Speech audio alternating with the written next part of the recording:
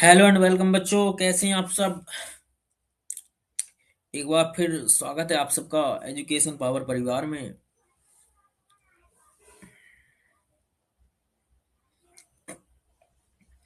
तो बोलो अपने यार दोस्तों से जल्दी जल्दी से लाइव आ जाएं भाई।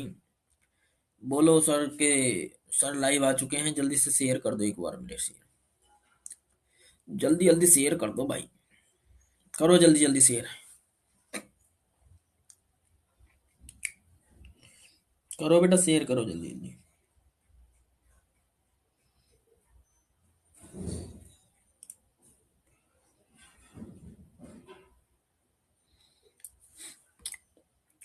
बोलो जल्दी जल्दी। आए जल्दी जल्दी से। जल्दी जल्दी से आ जाएं। क्या दीवार से टिक के बैठे हो? तो जल्दी जल्दी आ जाएं बेटे। टाइम ना लगाएं, क्योंकि टाइम लगेगा तो फिर दिक्कत होगी। और मेरी शेर, टाइम ना लगना चाहिए, है ना। बाकी तो आप समझदार हो भाई, घने समझदार हो। तो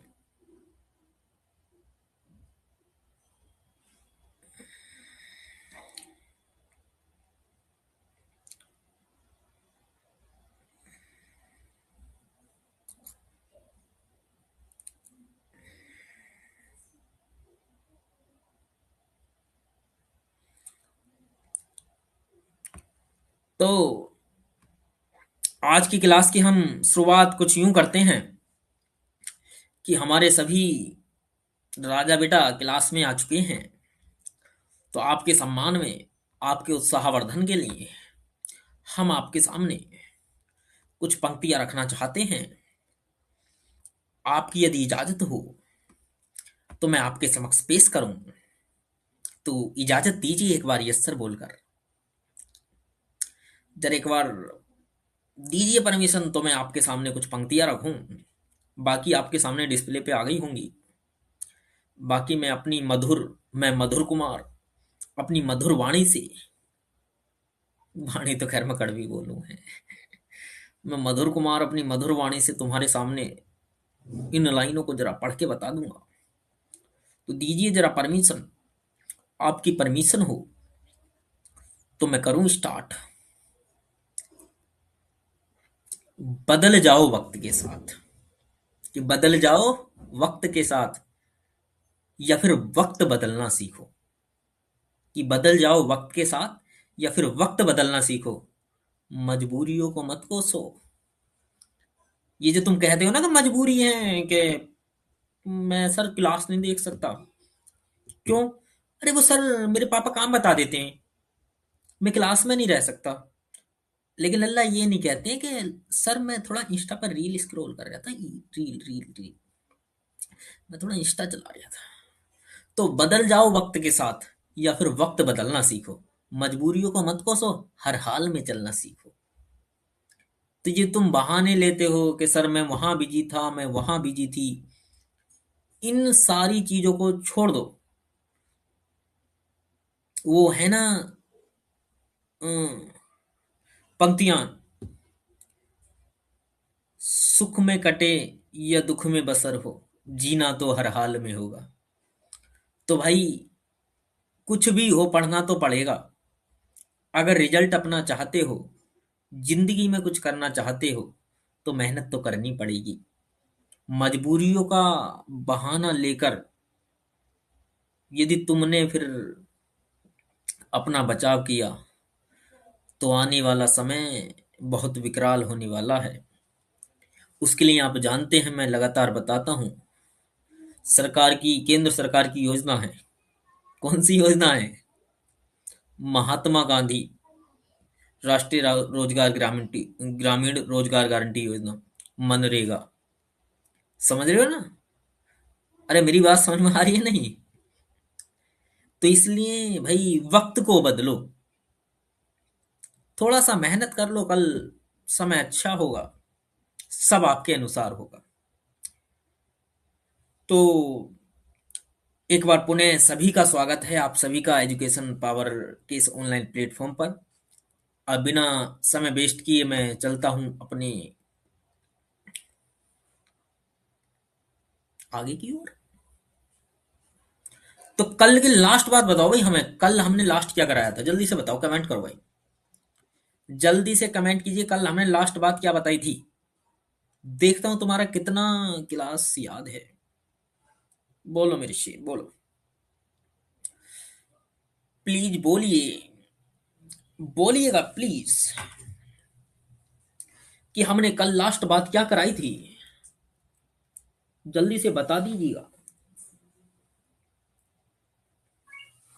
बता दीजिएगा बेटा, कि हमने लास्ट बात क्या कराई थी,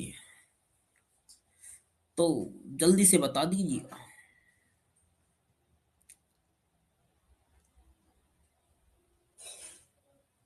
बताओ, बताओ।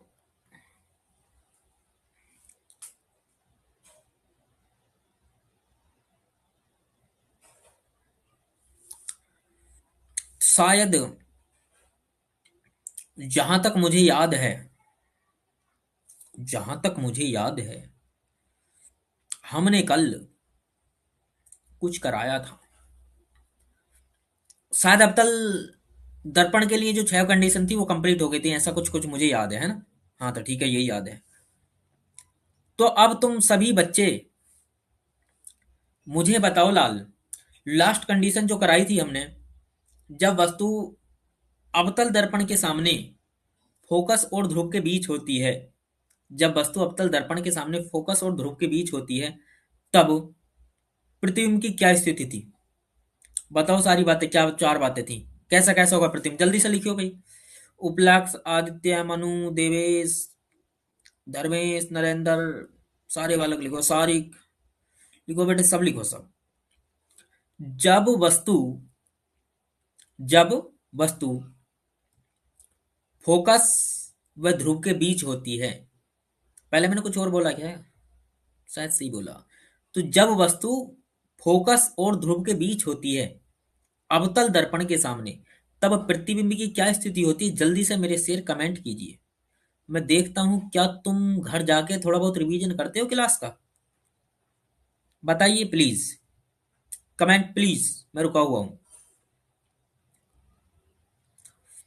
जब वस्तु अवतल दर्पण के सामने मुख्य फोकस व ध्रुव के बीच होती है, उस टाइम प्रतिबिंब की क्या स्थिति होती है, आप सभी बच्चे हमें बता दीजिएगा।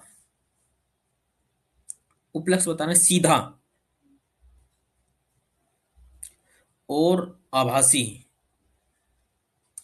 वस्तु से बड़ा कहाँ होता है ये और बता दीजिए उपलक्ष्य बेटा, उपलक्ष्य बताओ बेटा बताओ। अय अय अय ये जो है ना, ये जो नरेंद्र दीवार से टिक के बैठा है, सीधा बैठ, मैं देख रही हूँ तुझे, सीधा बैठ, सीधा बैठ बिल्कुल। और ये आदित्य, आदित्य कैसे बैठा हुआ दीवार से टिक के, सीधा बैठ, मुझे दिख रहा तू, सीधा बैठ, बताओ जल्दी से। दर्पण के पीछे उपलक्ष्य आज का जो कौन बनेगा करोड़पति का 1 करोड़ का क्वेश्चन था, वो आज उपलक्ष्य सैनी जीत चुके हैं। तो अब इनके खाते में हम ट्रांसफर कर देंगे पूरे पूरे, बिना कोई टैक्स काटे, 0 करोड़ रुपए। तो उपलक्ष्य के खाते में अब हम थोड़ी देर में 0 करोड़ रुपए ट्रांसफर कर देंगे, क्योंकि आज के विजेता ये हैं।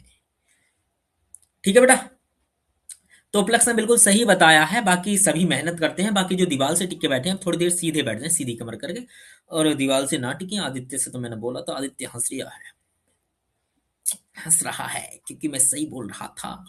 नरेंद्र, नरेंद्र, गुरुजी मैं तो कुर्सी पे बैठा हूँ, अरे वो मैंने ध्यान नहीं दिया, अरे हाँ कुर्सी पे है, कुर्सी पे, वही कुर्सी पे। और ये नरेंद्र, ये देख, ये साइड से ये देख, नरेंद्र को देख, नरेंद्र को देख कैसे बैठा है, नरेंद्र सीधा बैठ। तो बिना किसी देरी के स्टार्ट करते हैं। तो कल शेरो हमने करा दिया था, अवतल दर्पण की दोनों कंडीशन करा दी थी। आज हम उत्तल दर्पण की दो कंडीशन है, मैं दोनों को ही समझा देता हूं, बाकी ये फिनिश होगा। अब देखो उत्तल दर्पण है। उत्तल दर्पण के लिए ध्यान से देखो राजा बेटा, ये कैसा दर्पण है? उत्तल। कैसा है? उत्तल। कैसा राजा बेटा? उत्तल। कैसा है? उत्तल। ठीक है। अब देखो ये कोई वस्तु रखी है, ये वस्तु से पहली प्रकाश किरण ये आ गई, दूसरी ये आ गई, यहां से टकराएंगी और ऐसे निकल गई। देखो टकरा के ऐसे निकल गई ना, ये आई, ये टकरा के ऐसे निकल गई। अब देखो ये दोनों जा रही है इधर को। ठीक है राजा बेटा, इनके बीच की दूरी देखो तुम, लगातार बढ़ रही है आगे को, बढ़ी है। तो जब दूरी बढ़ रही है तो वो कभी नहीं मिल सकती, कभी नहीं मिल सकती, क्योंकि जब पास जाएंगी जब तो मिलेंगी, लेकिन लगातार दूरी बढ़ रही है, तो ये लगातार दूर जा रही है, यहां तो मिल नहीं सकती। तो अब ये प्रकाश किरणें यहां बिंदु, इस वाले बिंदु पर, एफ पर,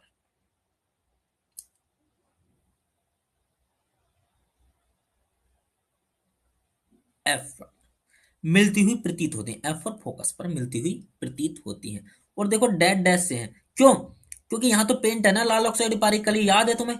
याद है ना? अरे याद है नहीं? लाल ऑक्साइड और पारिकली, तो आगे किरणें जा सकती है, तो यहाँ डैश डैश से मतलब आभास होता है कि बिंदु एफ पर मिलती हुई प्रतीत होती है। तो इस बात से स्पष्ट होता है कि वस्तु का आभासी प्रतीत बनता है। कैसे राजा बेटा? आभासी। अब देखो कैसा होगा, सीधा उल्टा, तो सीधा। अच्छा, वस्तु से बहुत छोटा, बहुत छोटा होता है सर। अच्छा सर एक बात और बता दीजिए, कहाँ होता है? तो फोकस पर होता है, फोकस पर। बात समझ में आ गई क्या? तो देख लो ध्यान से, ये वस्तु रखी है, उत्तल दर्पण के सामने है। पहली प्रकाश की किरण जब जाती है और ऐसे टकराती है, वो टकरा के इस दिशा में निकल जाती है। दूसरी प्रकाश की किरण जो कि जाती है, वो जाकर ऐसे आती है, और ये देखो, ये यहां से टकराती है और ऐसे निकल जाती है, ये इधर निकल जाती है। ये दोनों किरणें लगातार एक दूसरे से दूर जा रही हैं, तो आगे तो कभी मिल नहीं सकती। तो अब यहां देखते हैं, जब इसे कोई प्रेक्षक देखता है तो बिंदु एफ पर मिलती हुई प्रतीत होती है, मतलब ये वाली प्रकाश किरणें एफ से आती हुई प्रतीत होती हैं। यही इस वस्तु का प्रतिबिंब होगा। तो देखो प्रतिबिंब कैसा आ रहा है बेटा? आभासी। और कैसा है? सीधा। कैसा है? वस्तु से छोटा। और कहाँ है? फोकस पे है सर, फोकस पे। तो क्या चारों बातें स्पष्ट हो गई? अरे बताओ जल्दी से राजा बेटा, जल्दी जल्दी कमेंट कीजिए, कमेंट प्लीज। चारों बातें याद रहनी चाहिए। उत्तल दर्पण की दो ही कंडीशन है, जब वस्तु अनंत पर हो। यहां वस्तु कहां थी? अनंत थी। यहां वस्तु अनंत थी। अब नेक्स्ट कंडीशन और देख लेंगे हम। तो जब वस्तु अनंत पर होती है, किसके सामने? अवतल दर्पण के सामने। राजा बेटा मेरे शेर, दीवाल से मत टिक, सीधा बैठ। जब उत्तल दर्पण के सामने वस्तु अनंत पर होती है, तब वस्तु का कैसा प्रतिबिंब बनता है? आभासी, सीधा, वस्तु से बहुत छोटा और फोकस पर बनता है। क्या समझ में आ गया राजा बेटा? बताओ। तो देख लो, ये ऐसे लिख दिया होगा इन्होंने।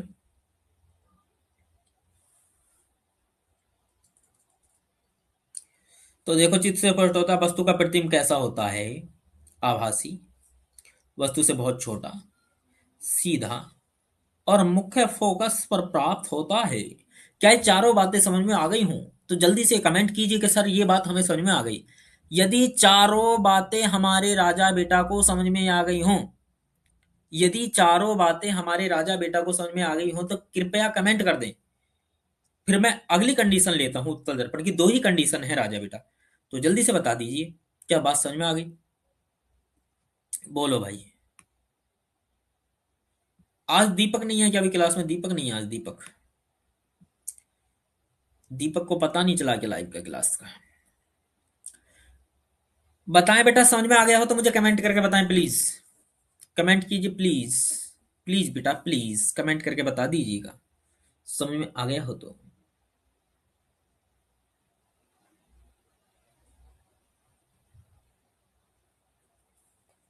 बताओ राजा बेटा।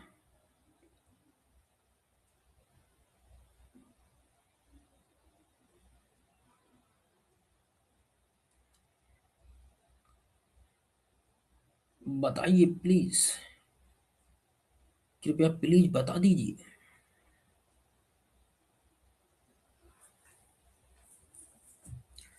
बताओ बेटा, समझ में आ गया क्या? अरे कमेंट क्यों नहीं करते हो? बता दिया करोगे, मैं तभी तो आगे बढ़ूंगा। मान लो कोई बात समझ में नहीं आई और मैं आगे बढ़ गया, फिर तुम्हारा नुकसान है। इसलिए मैं 10-20 सेकंड रुक जाता हूँ, आप मुझे बताओ समझ में आ गया हो तो मैं आगे चलता हूँ बस। अच्छा जी, समझ अब अब भाई गुरुजी एक बार और समझा दो। चलो जी, ठीक है बेटा, बिल्कुल परेशान ना हो आप, मैं समझाता हूँ, ठीक है।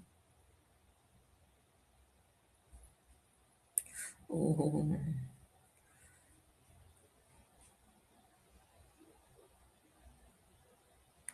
ठीक है आदित्य, एक बार और देख लेते हैं, कोई दिक्कत नहीं है। देखो अभी अगर तुम मुझसे समस्या बताओगे मैं हाथों हाथ सॉल्व कर सकता हूँ, लेकिन आप बाद में बोलेंगे ना 10 मिनट बाद, तो फिर दिक्कत होगी। देखो भैया, राजा बेटा ऐसे समझो, ये है कैसा, ये है हमारे भाई उत्तल दर्पण। कैसा? उत्तल दर्पण। अच्छा सर, इसके सामने कोई वस्तु रखी है, अनंत पे है, इधर अनंत पे, अनंत पे, यहाँ ये है, ये है। यहाँ से कोई प्रकाश की किरण आई पहली, वो टकराई और इस दिशा में निकल गई, देखो ये निकल गई। दूसरी प्रकाश की किरण आई, ये आई और ये निकल गई। अब देखो इनके बीच की लगातार लाल दूरी बढ़ रही है लगातार, तो ये जब दूरी बढ़े तो कभी मिलने का तो कोई चांस है ही नहीं, कभी मिलेंगे नहीं। तो ये किरणें पीछे से, मतलब यहाँ से जब कोई प्रेक्षक देखेगा तो इनको यहाँ से आती हुई प्रतीत होंगी, इसके बिंदु एफ से यहाँ से आती हुई प्रतीत होती है। आती नहीं है, आ तो इधर से ही रही है, लेकिन आती हुई प्रतीत यहाँ से होती है। तो जहां से आती हुई प्रतीत होती है प्रतिबिंब वस्तु का, वहां बनेगा।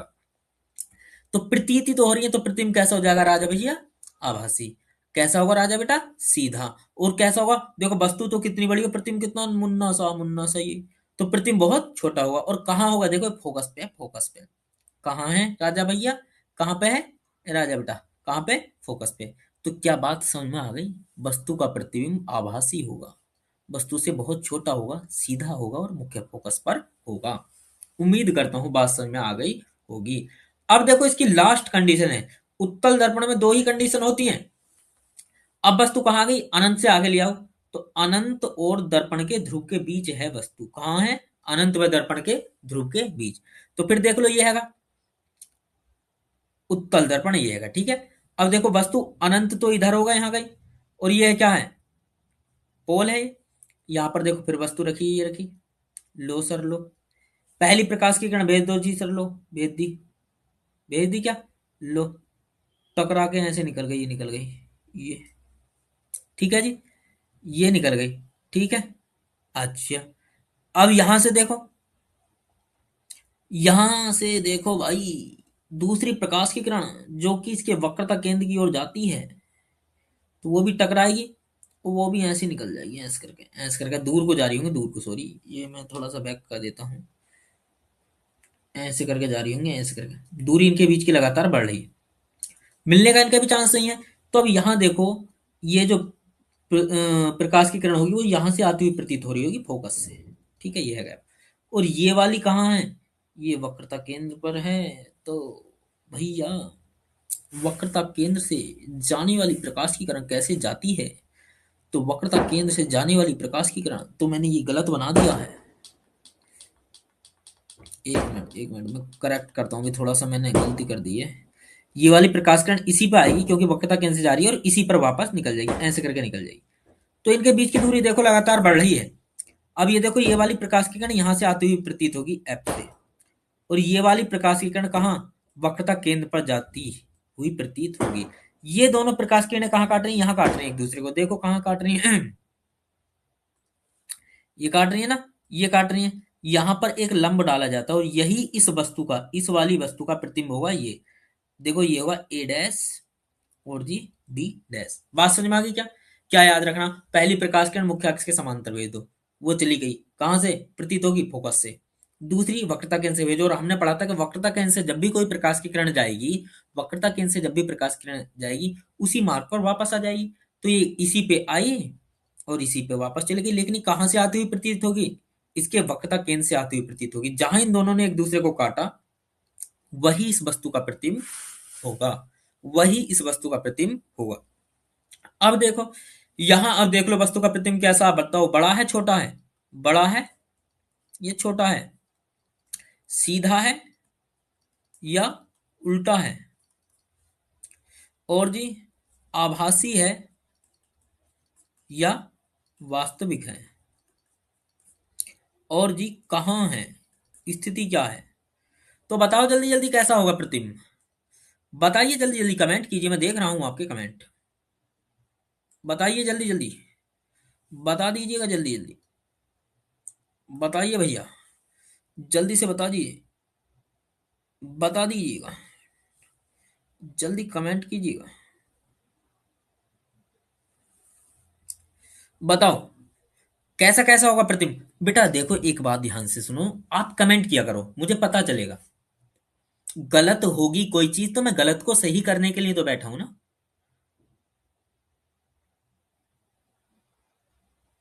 बात समझ में आ रही है? तो इसलिए तुम बिल्कुल परेशान मत हुआ करो, मुझे बता दे करो।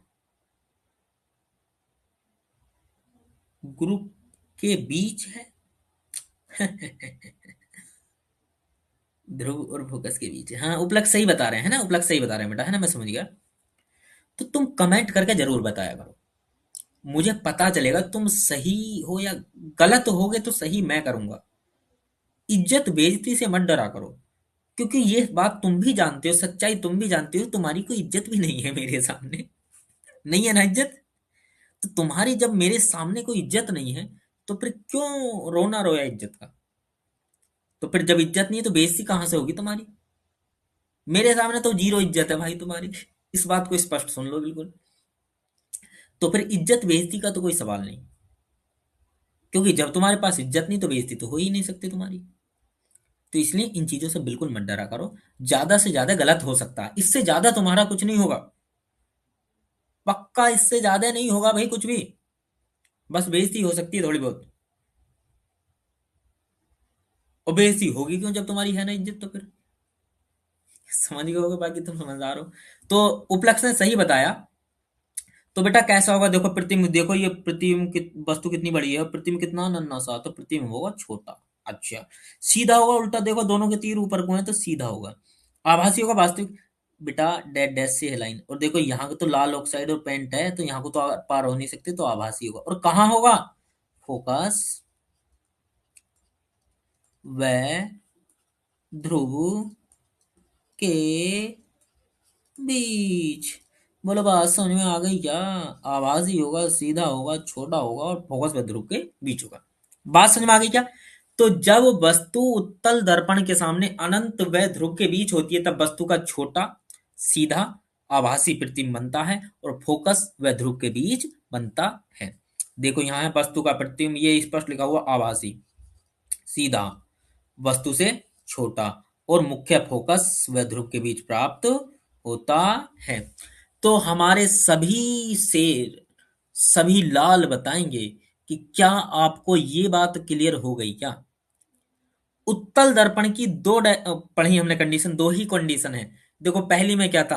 प्रतिबिंब आभासी था, दोनों में ही आभासी है, दोनों में ही आभासी है, दोनों में ही सीधा है, दोनों में आभासी, दोनों में सीधा, और दोनों में ही वस्तु से छोटा है, दोनों में ही वस्तु से छोटा है। बस उसकी स्थिति चेंज हुई है। पहले में कहां था? फोकस था। जब वस्तु अनंत पर थी तो प्रतिबिंब फोकस पर था, और जब वस्तु अनंत और ध्रुव के बीच आ गई तो प्रतिबिंब था कहां?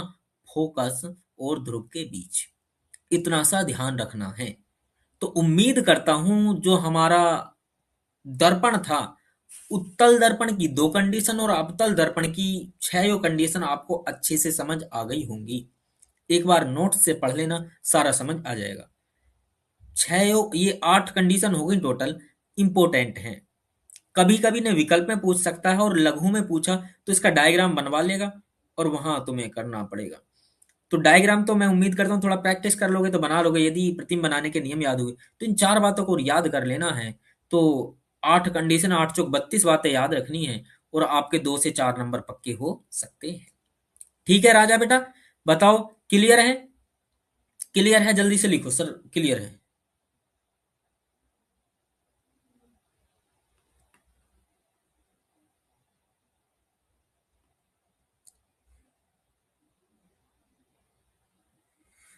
ओहो, चित्र में तो फोकस पे दिखाई दे रहा है। हैं? ओहो, है लल्ला। रुक जाओ, 1 मिनट रुक जाओ, ये चित्र बना के दिखाता हूँ, सारी रुक जाओ, 1 मिनट 1 मिनट। चित्र बना रहा हूं मैं, आप बिल्कुल भी टेंशन ना लें, क्योंकि देखिएगा, देखो बेटा, सारिक बोल रहे हैं कि सर वहां दिखाई दे रहा है, तो मैं पूरा चित्र बना देता हूँ, ठीक है। एक बार ध्यान से देखिएगा, मैं थोड़ा सा जल्दी से इसको बना देता हूँ, कोई दिक्कत नहीं है।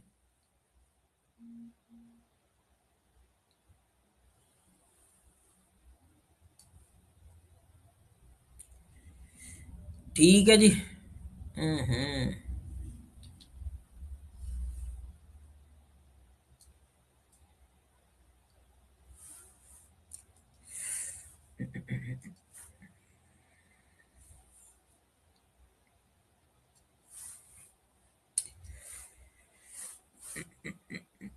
ये है पी, इधर है पेंट, ये तो आप जानते ही हैं, इधर इधर इधर इधर इधर इधर इधर इधर इधर, ठीक है।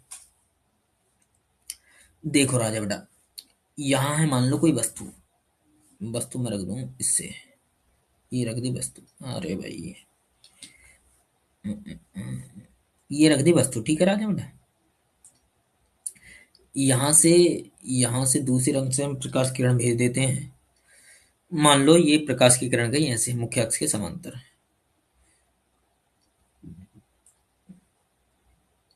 ये ऐसे करके निकल जाएगी, ठीक है सर, ठीक है जी, ठीक है। ये वस्तु है। अच्छा सर, एक दूसरी प्रकाश की किरण और भेज देता हूँ मैं, ये देख लो, ये ऐसे जाती है और ऐसे जाती है, और ये ऐसे करके जाती है, ये वक्रता केंद्र से जाती है, ठीक है जी। वक्रता केंद्र सी, सी से जाती है, सी से, ठीक है जी, सी से हो गई, ठीक है। ये डैश डैश से है,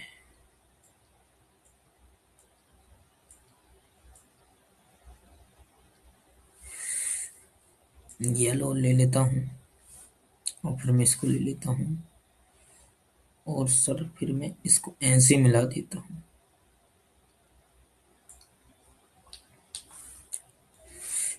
ये है इसका फोकस एफ, ठीक है। इसको मैं थोड़ा डैश डैश से कर लेता हूँ।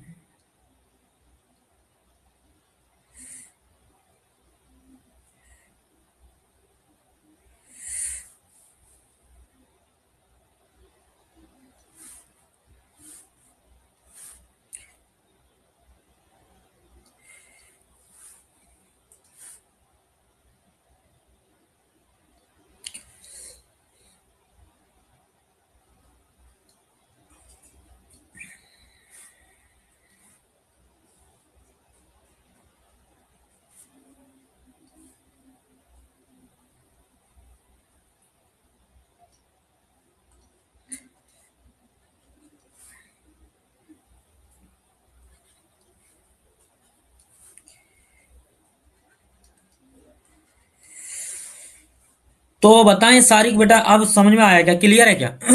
सारिक बताओ, सारिक बताओ बेटा, अब समझ में आ गया क्या, क्लियर है क्या सबको, बताओ, बताइए सबको, अब क्या चित्र क्लियर, अब फोकस पे तो नहीं आ रही है ना? बताओ बेटा। देखो डाउट क्लियर करना जरूरी होता, मान लो तुम फिर कंफ्यूजन में रहते। तो अब मुझे बताओ क्या स्पष्ट दिख रहा है, कहाँ है? अब तुम चारों बातें लिखोगे लाल, लिख दीजिएगा जरा, ठीक है बेटा सारिक, ठीक है ठीक है। बाकी सबको भी समझ में आ गया क्या, सब बताओ क्या? यस सर समझ में आ गया, लिखो सर समझ में आ गया है, और हम दीवार से टिक के नहीं बैठे हैं, हम सीधे बैठे हैं, लिखो जल्दी से लिखो, मैं देख रहा हूं, लिखिएगा। भारत का भविष्य, भारत के भाग्य विधाता, इस देश के प्यारे मोहन बच्चों, इस देश का कर्णाधार प्यारे बच्चों, यदि आप दीवार से टिक के बैठेंगे तो फिर देश कैसे प्रोग्रेस करेगा, ठीक है बेटा, हाँ ठीक है ठीक है ठीक है। हाँ तो क्लियर है, कोई दिक्कत नहीं है ना, बात समझ में आ गई होगी। अब मुझे चारों कंडीशन देखो, तुम तो जानते ही हो यार भाई, हमारे शेरों की यही पहचान है, कैसे कैसा होगा, कैसे कैसा होगा तुम्हें पता ही है, बताओ कैसा कैसा होगा, तो देख लो भाई कैसे कैसा होगा, प्रतिबिंब लो, तो यहाँ लिख दूं मैं, कैसा कैसा होगा, आभासी, और कैसा होगा, सीधा। और कैसा होगा? छोटा। और कैसा होगा? ध्रुव व फोकस के बीच। क्या चारों बातें क्लियर हैं? यदि चारों बातें क्लियर हों तो आप सभी मुझे बता सकते हैं कि सर यहां से आगे चला जाए। तो मैं तुम्हारे कहने का भी इंतजार नहीं करूंगा, क्योंकि चीजें क्लियर हो चुकी हैं। मैं आगे चलता हूं। तो देखो, दूसरा पिक आ चुका है आपके सामने। तो ये बातें बेटा स्पष्ट हो गई होंगी।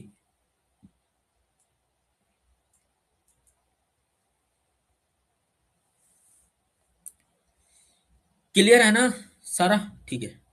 अब है दर्पण की फोकस दूरी तथा वक्रता त्रिज्या में संबंध। दर्पण की फोकस दूरी और वक्रता त्रिज्या में संबंध। एफ बराबर, हमें क्या सिद्ध करना है? एफ बराबर R/2। फोकस दूरी वक्रता त्रिज्या की आधी होती है। ये बोल सकता है कि वक्रता त्रिज्या फोकस दूरी की दोगुनी होती है। बोलो, कर दें स्टार्ट? क्या कर दें स्टार्ट? ओए हो, ये क्या आया, ये क्या आया, ये क्या आया, ये क्या आया?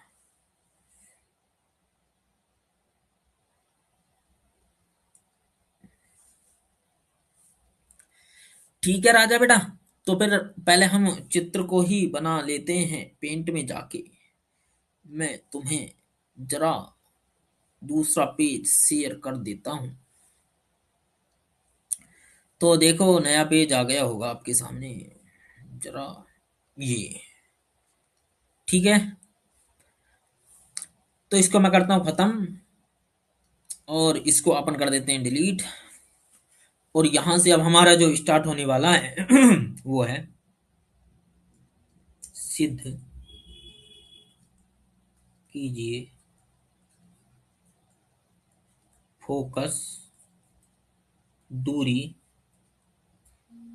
वक्रता त्रिज्या की आधी होती है। हमें क्या सिद्ध करना है राजा बेटा? सिद्ध कीजिए फोकस दूरी एफ बराबर, मैं यहां लिख देता हूं एफ बराबर R/2। और करके मैं लिख देता हूं R बराबर 2F। ये भी बोल सकता है कि सिद्ध कीजिए कि वक्रता त्रिज्या फोकस दूरी की दोगुनी होती है, दोगुनी होती है। तो इसके लिए अपनों को करना पड़ेगा कुछ।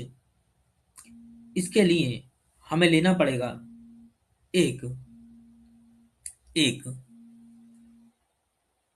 एक क्लियर हो गया ये ये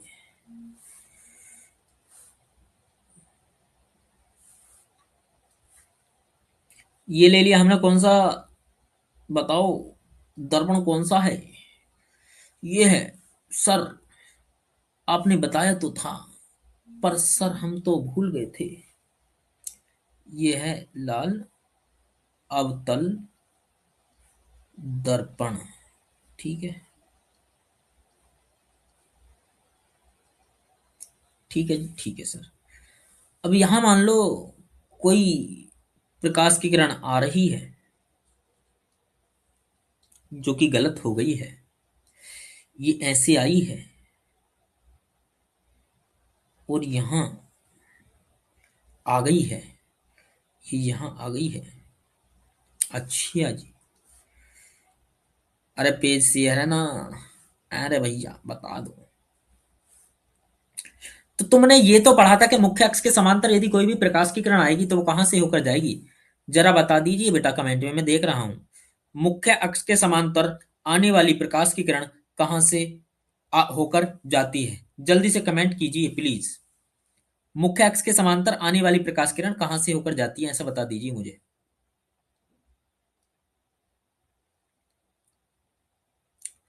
बता दीजिएगा जल्दी जल्दी, बता दीजिएगा। तो बता दीजिएगा आप मुझे जल्दी से, बता दीजिए।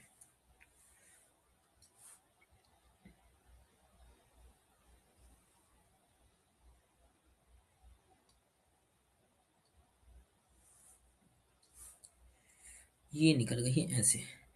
ये वाला कौन सा बिंदु होगा भाई, बताओ इसे।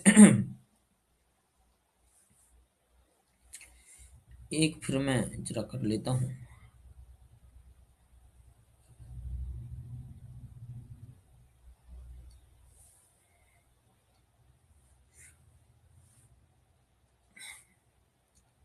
बताओ बेटा, क्या लग रहा है तुम्हें ये वाला बिंदु जहां पे ग्रीन वाली लाइट ने काटा है?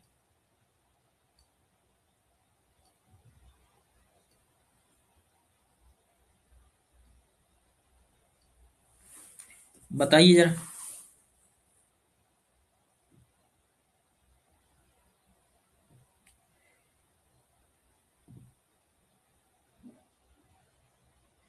नहीं भाई।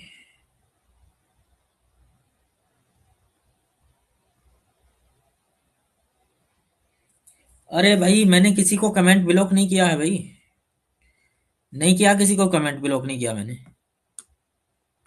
मैं क्यों करूंगा भाई, ब्लॉक नहीं किया भाई। आदित्य नहीं किया है ब्लॉक, एक बार वहां से ही चेक करो। मैं एक बार चेक कर लेता हूँ, लेकिन आदित्य ब्लॉक नहीं है भाई। नहीं भाई, आदित्य ब्लॉक नहीं है ना।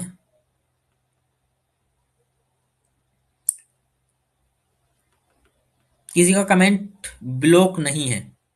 ठीक है।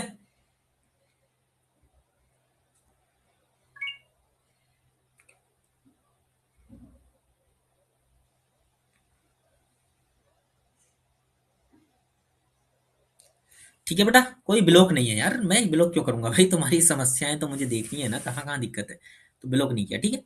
एक बार वहां से प्राइवेट तो नहीं है चैट, वहां से चेक कर लीजिए, है ना।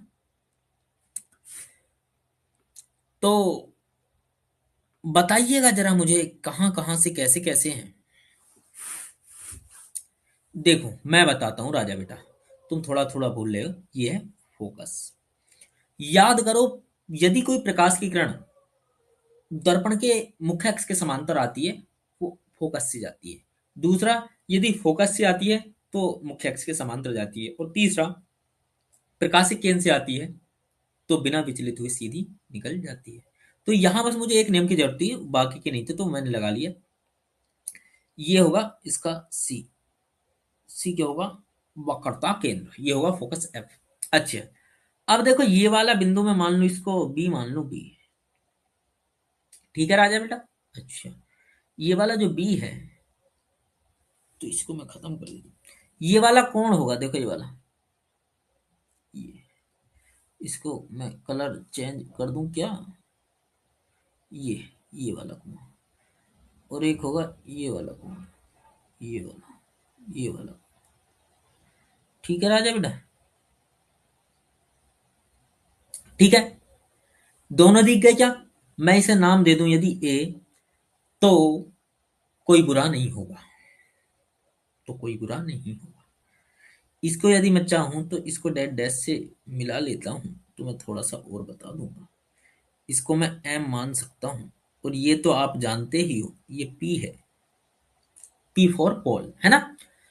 तो यहां तक क्या बात क्लियर है आपकी?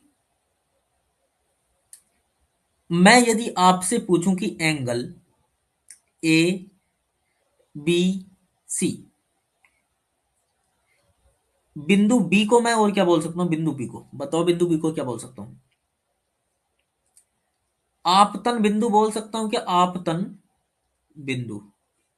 बताओ भाई, क्या मैं बिंदु बी को आपतन बिंदु, इंसिडेंट पॉइंट बोल सकता हूं? बताओ राजा बेटा, मैं बिंदु बी को आपतन बिंदु बोल सकता हूं? बोलो। अरे बोलिएगा भाई, जल्दी जल्दी बोलिएगा। तो बी होगा हमारे लाल आपतन बिंदु, बिल्कुल बोल सकते हैं ना उपलब्ध। ठीक है बेटा। तो अब देखो ध्यान से, तुम्हें क्या देखना, बिल्कुल ध्यान से देखो। मैं ए बी सी, ए बी सी को मैं आपतन कोण नहीं बोल सकता क्या? आपतन कोण बोल दूं क्या? बुरा तो ना लगा तुम्हें? बताओ, बुरा तो ना माने हो? मैंने आपतन कोण बोल दिया एबीसी को, बुरा तो ना माने हो तुम? अच्छा चलो, मैं इसी तरह से एक और बोल देता हूँ, कोण सी बी एफ को मैं परावर्तन कोण बोल दूं क्या? अरे बताइएगा बच्चों, तुम्हें बुरा तो नहीं लगा ना मेरी बात का? बताइए जल्दी जल्दी। तुम्हें बुरा तो नहीं लगा ना मेरी बात का जो मैंने बोला? बताओ। कमेंट क्यों नहीं करते हैं? क्या टिक गए हैं? आदित्य कुर्सी से उठ के क्या दीवार के सहारे बैठ गए हैं? बोलिएगा जल्दी जल्दी, बोलिएगा। आदित्य कुमार, क्या ये दीवार से टिक के बैठ गए हैं, चेयर से हटके, और बोल नहीं रहे हैं? नरेंद्र सिंह, ये भी लिहाफ में लेटे लेटे क्लास ले रहे हैं? जल्दी से बताइएगा। नहीं बोल सकते? ऊ, ऊ, अरे मेरे शेर, जरा यहाँ देखो। ऐसे करके क्या तुम भूल गए? ये ऐसे मान लो मैं ये कोई परावर्तक पृष्ठ है? हैं? बता तुम्हें, ये परावर्तक पृष्ठ है, और यहाँ मान लो कोई प्रकाश की किरण आई है, ऐसे करके है, आ गई, और ये फिर ऐसे करके चली गई है। ये यहाँ पर डाल दिया अभिलंब, यहाँ डाल दिया अभिलंब, ए बी सी एफ। अब देखियो जरा, ये वाला कौन सा कोण हो गया? आपतन कोण हो गया है। अरे यही तो कंडीशन है भाई। बी वाला बिंदु देखो ये हैगा, ए वाला बिंदु ये हैगा, सी ये गया, एफ ये गया, सही ना? ये क्या हो गया फिर? ये परावर्तन कोण हो गया। ये क्या हो गया? परावर्तन कोण। बात समझ में आ गई क्या? बताओ भाई, ये बात समझ में आ गई ना? वही कंडीशन तो है बेटा। राजा बेटा यहाँ देखो ध्यान से, मैं इसे जरा एक बार साफ कर देता हूँ।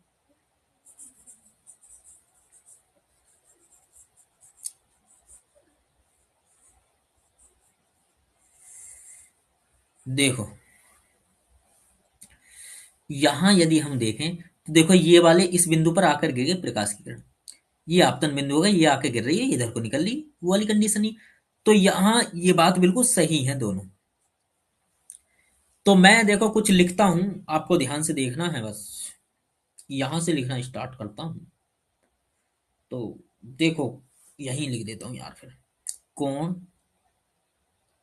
ए बी सी बराबर कोण सी बी एफ।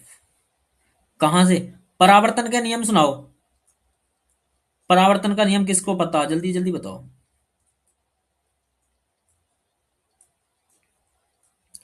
क्या होता है? आपतन कोण का मान सदैव परावर्तन कोण के बराबर होता है। ऐसा पढ़ा है आपने? बताइए बेटा, क्या ऐसा पढ़ा है आपतन कोण का मान परावर्तन कोण के बराबर होता है?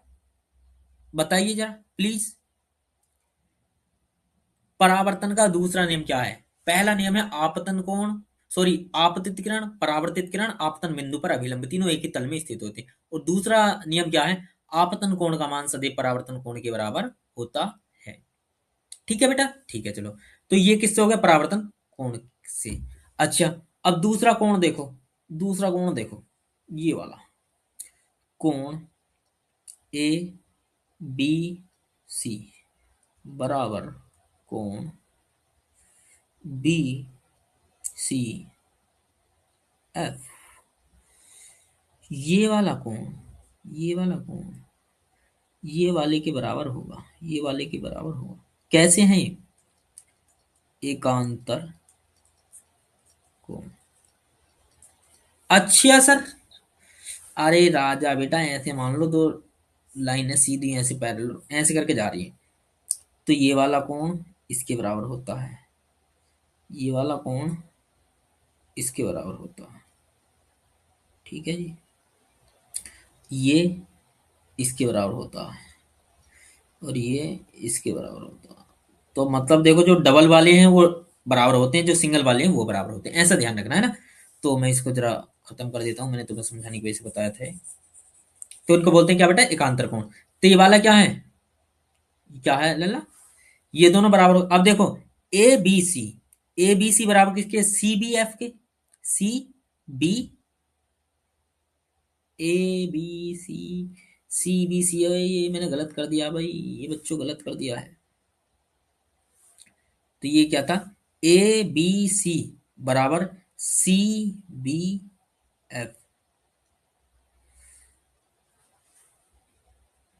परावर्तन के नियम से। अच्छा, ABC बराबर BCF।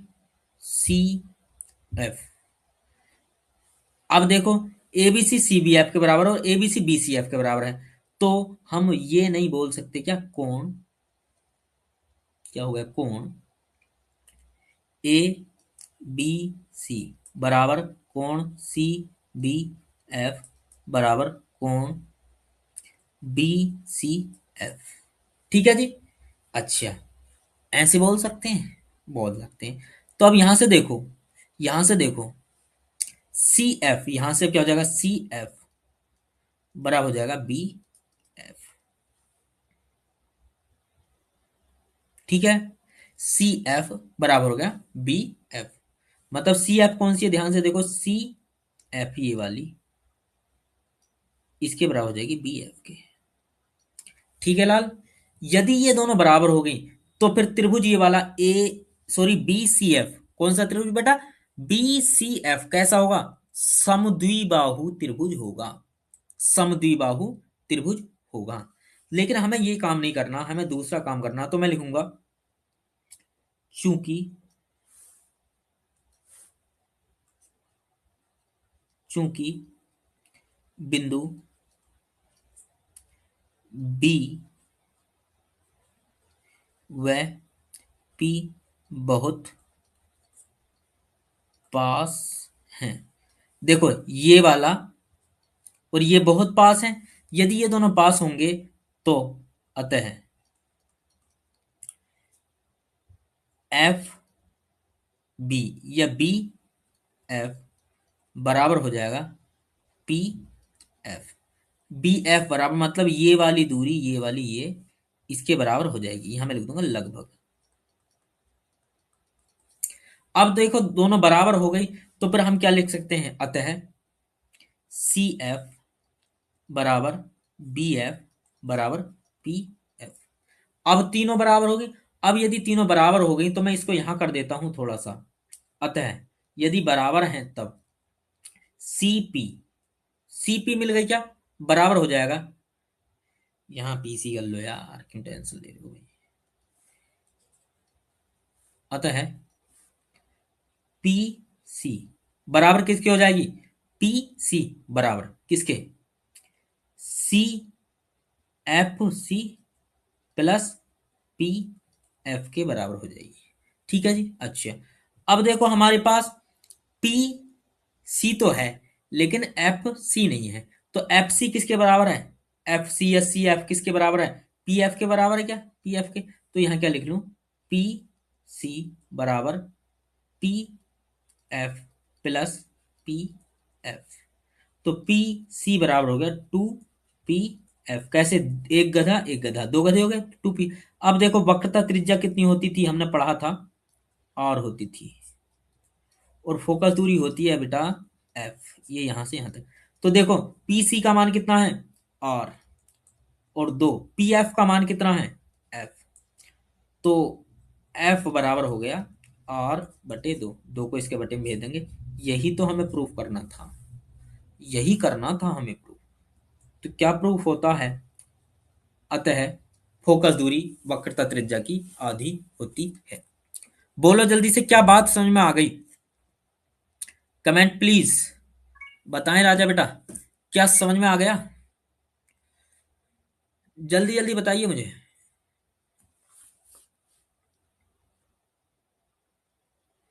बताओ भाई, जल्दी जल्दी, जल्दी जल्दी से बता दीजिएगा आप सभी बच्चे।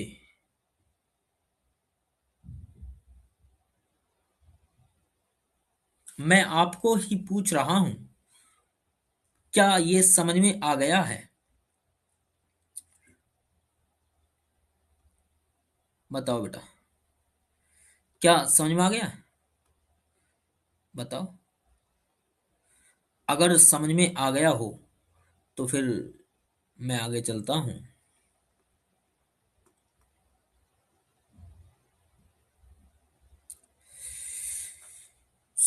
क्लियर है ना?